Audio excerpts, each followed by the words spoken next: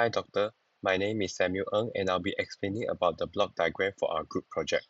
This block diagram illustrates an embedded control system controlled by the STM32L4 ARM microcontroller. The system operation begins with a single digital input from a push button sensor, which allows user to interact with the device. To ensure the microcontroller executes instructions with precise timing, it is supported by a 16 MHz external clock circuit.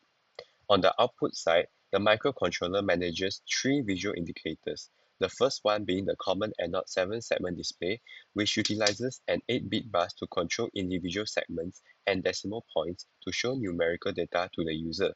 Additionally, the system features two status indicators, which are the red LED light and green LED light, each controlled by a single GPIO to provide immediate visual feedback.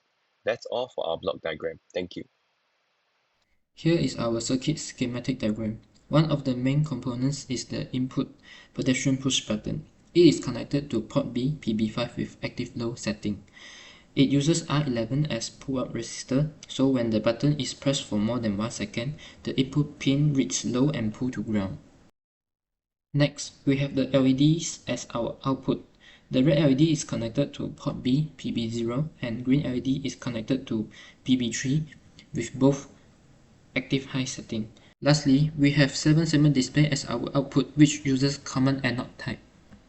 The segments A to G is connected to port A from PA0 to PA6, while DP is connected to PA7. The segments is on when microcontroller pin is low, and the segments is off when microcontroller pin is high, according to logic behavior of common anode. All segments is off by default. Next, for the hardware setup part, the PA0 to PA7 pin is connected to the 7-segment display. The PB0 pin is connected to the red LED light. The PB3 is connected to the green LED light, and the PB5 is connected to the switch. The input is pull up. By default, the red LED light will switch on when a pedestrian detected for minimum 1 second period. The countdown timer will be triggered and the green LED light will be turned on. After the countdown is completed, the system will return to default state. The flowchart for our code. So initially, we will enable GPLA and GPLB clocks and configure GPLA for 7-segment display and configure GPLB for LED and push button. And we will configure pull up for push button. So initially, we will set red LED on and set green LED off. And when there is input, which is push button PB5, and it will debounce delay for 1 second, and it will check again whether the push button PB5 is still pressed or not. So if the push button is pressed, then it will set the green LED on and set the red LED off, and we go to the function countdown. So if the push button is not pressed, then it will go back to the initial state, which is set red LED on and set green LED off. And for the subroutine, it will initialize loop counter number equals to 9, and it will check whether the number is greater and or equal to 0. If yes, it will set 7-segment display pattern based on the number value, and it will display the value for 1 second, and the number will -1. So when the number is smaller than 0, then it will return to the main function. For the coding part, first we include the header file method h.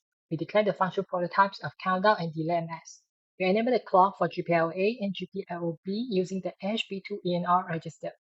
We set PB0 through PB7 to 01, which is the output mode to drive our 7-segment display.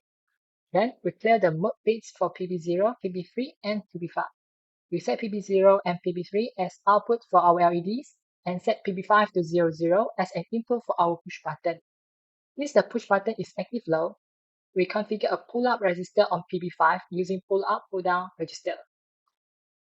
In the infinite while loop, we check the input data register. If bit 5 is 0, it means the button was pressed. After 1 second debounce delay, we do the second check.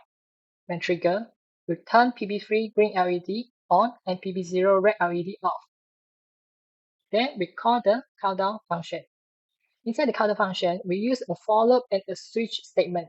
Each hex value sends a specific pattern to the pins to line up the correct segment and delay for 1 second until the countdown from 9 to 0 is completed.